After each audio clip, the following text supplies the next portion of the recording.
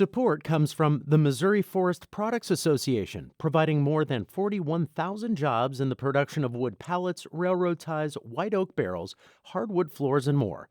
Details at choosewood.com. It's Wednesday, August 2nd. This is The Gateway. I'm Wayne Pratt.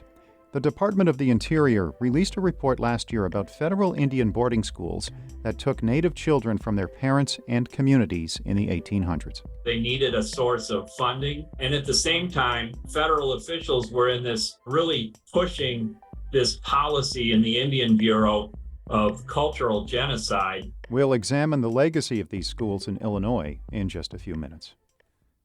The U.S. Environmental Protection Agency has ended an order to monitor the safety of drinking water in Cahokia Heights. St. Louis Public Radio's Will Bauer reports no contamination has been found. Illinois American Water serves approximately 20% of Cahokia Heights. Most of their customers live in what used to be Allerton and Centerville, some of the areas hardest hit by sewer and stormwater problems. Water company spokesman Terry Mackin says the ending of the EPA order is a good sign. It reaffirms and validates that the drinking water is safe to drink and that the drinking water system is high quality and meets the needs of the community. When it announced the order in 2021, the EPA said it hadn't found contamination. Rather, serious problems could affect safety, especially during sewage overflows. Illinois American Water says it will continue to regularly test, and the EPA will maintain compliance. I'm Will Bauer, St. Louis Public Radio. Missouri has carried out its fourth execution this year. Johnny Johnson was put to death yesterday for the 2002 killing of a 6-year-old Valley Park girl. He wrote in a final statement, "Sorry to the people and family I hurt." Johnson was executed at the state prison in Bonne Terre after several appeals from lawyers to stop the death sentence were rejected. His attorneys argued Johnson's mental state meant he did not understand the severity of the sentence. He was convicted in 2005 for the murder of Casey Williamson. The St. Louis County NAACP is raising the alarm that SSM Health is cutting Level 2 trauma services at DePaul Hospital on September 10th. Association officials say the changes will harm communities in North County. St. Louis Public Radio's Andrea Henderson reports. Severe injuries from gunshots, stabbings, and car wrecks will no longer be treated at DePaul Hospital in Bridgeton. SSM officials say the hospital's Level 2 trauma center's requests for services have decreased. John Bowman is NAACP chapter president and a director of the Northeast Ambulance and Emergency Fire District.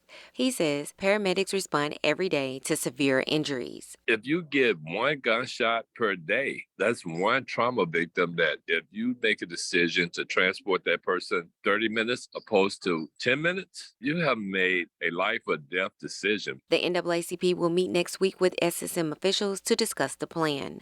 I'm Andrea Henderson, St. Louis Public Radio. A transgender student is suing the Platte County School District north of Kansas City over a policy that required her to use the boys' or unisex bathroom. The lawsuit, brought by the ACLU of Missouri, states a 16-year-old transgender student was suspended twice at Platte County High School as punishment for using the girls' restroom.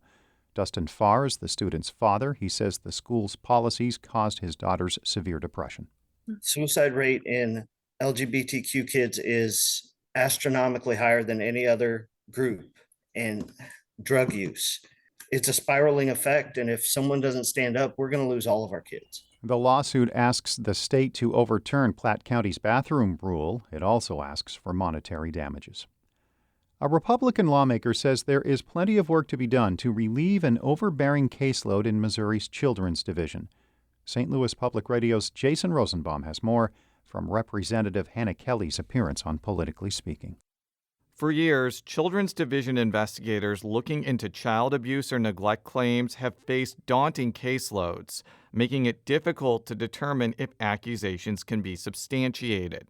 While Kelly says that Director Daryl Missy has been communicative with legislators like her, the Mountain Grove Republican says policymakers should think deeply about restructuring the Children's Division. That's how good government happens, is not getting so stuck on where we are at right now, but where we need to be when we no longer can have a say. Kelly is in charge of the House Children and Families Committee, which oversees the Children's Division. I'm Jason Rosenbaum, St. Louis Public Radio. The Cardinals are looking toward next season after making moves at yesterday's Major League Baseball trade deadline. They shipped shortstop Paul DeJong to Toronto for a minor league pitcher. The Cards also sent starting pitcher Jack Flaherty to Baltimore for 3 prospects. Baseball operations president John Mozeliak says the goal was to add depth to the team's minor league system. I feel like we accomplished that. Now, next year's roster is going to look different. We know that. We weren't at the competitive level we wanted to be, and so change has to happen. The Cardinals are last in the National League Central Division, 11 games out of a playoff spot.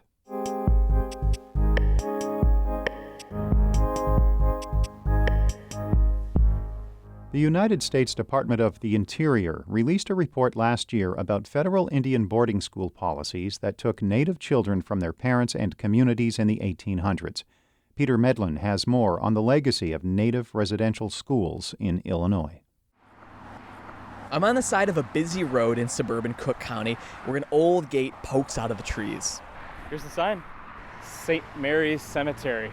Rusty sign, but it's still there, and inside it looks really well maintained still.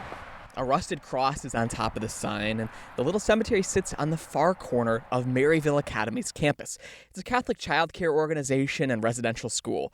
And back in the 1880s, it was known as the St. Mary's Training School for Boys, and it was one of 2 federal Indian boarding schools in Illinois. More than 50 Native American boys were sent to St. Mary's. Several of those children died at the school, and according to a dissertation on the history of the school, are still buried in that small cemetery. Dave Beck is a history professor at the University of Illinois at Urbana-Champaign, and he's been studying federal Indian policy for over 30 years.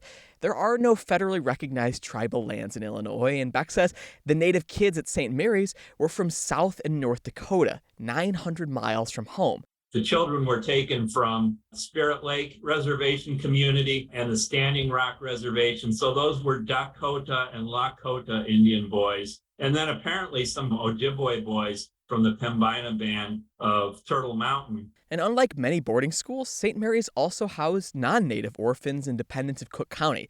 It wasn't created as a Native boarding school, but Beck says the school had financial problems. They needed a source of funding. And at the same time, federal officials were pushing this policy of cultural genocide to take Indian children away from their families and put them into boarding schools where they would be forced to learn English. The hope was that they would forget their tribal heritage. In exchange for educating those children, the school got federal money. The indigenous youth were trained to be farmers at the school, although officials said they were supposed to learn other trades too. Madakuye, Deidre Whiteman, Amakiapie, Miniwaka, Oyate, Himataha, Deidre Whiteman, Ichiapie. I said, hello, my relatives. I'm from Spirit Lake, North Dakota, or Spirit Lake, Dakota Nation. I'm also Meskwaki, Hidatsa, and Anishinaabe. My name is Deidre Whiteman, and I'm the Director of Research and Education for the National Native American Boarding School Healing Coalition. That was Whiteman speaking in the Dakota language.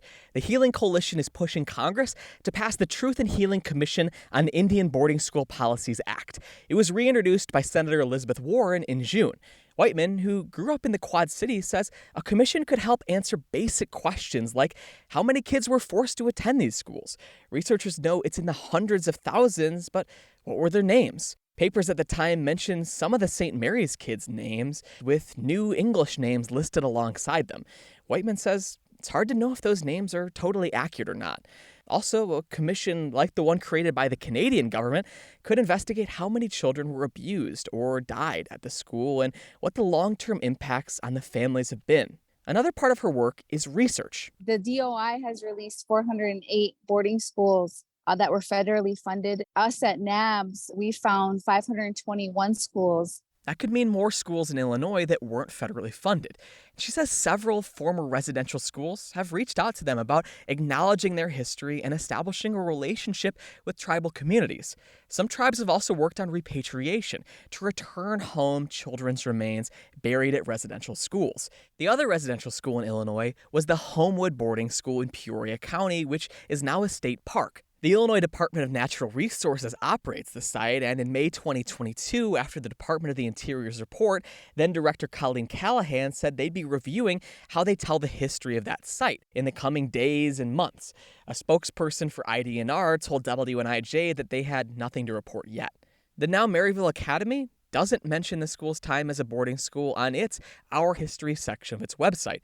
Maryville's executive director, Sister Catherine Ryan, says they're working on, quote, how we will recognize this part of the history, but declined an interview with WNIJ. I'm Peter Medlin.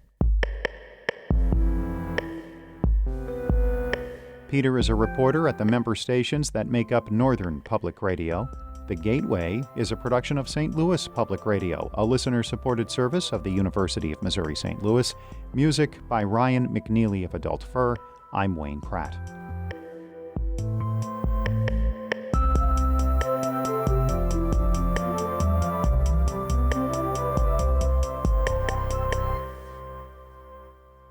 Support comes from the Missouri Forest Products Association, providing more than 41,000 jobs in the production of wood pallets, railroad ties, white oak barrels, hardwood floors, and more.